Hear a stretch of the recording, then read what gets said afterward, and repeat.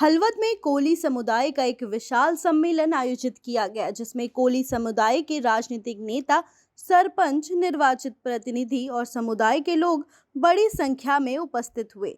Surendranagar Lok Sabha seat के भाजपा प्रत्याशी चंदूभाई सिरोहा के समर्थन में हलवद रतकाड़ी त्रिजी पार्टी प्लॉट में समस्त कोली ठाकुर सम्मेलन आयोजित किया गया। लोकसभा प्रत्याशी चंदूभाई सिरोहा ने कहा कि कोली समाज में ऐसे कोई मतभेद नहीं है। अगर भाजपा बहुमत से जीतती है तो धंधुका विधायक कालूभाई ढाबी ने कहा कि वर्तमान में सोशल मीडिया पर जो जन प्रतिनिधि सीटों का सिलसिला चला रहे हैं, उन लोगों को 7 तारीखों के बाद नहीं मिलने वाला है।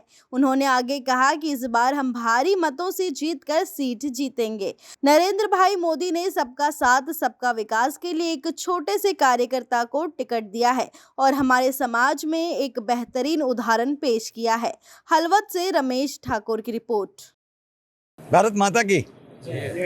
आज हलवद मुकामे हलवद, ધાંગધ્રા, મૂળી, ચોટીલા, સાયલા, વાંકાનેર મોટા ભાગના સૌરાષ્ટ્રમાંથી મહાનુભાવો હતા। ખાસ કરીને સમસ્ત કોળી સમાજના આગેવાનો, અમારા ધંધુકાના ધારાસભ્ય કાળુભાઈ, આપણા ચોટીલાના ધારાસભ્ય શામજીભાઈ અને સમસ્ત કોળી સમાજના સરપંચો આગેવાનો એક જ નીચે આવી અને હળવદ મુકામે અહીંયા સંમેલન બોલાવ્યું હતું।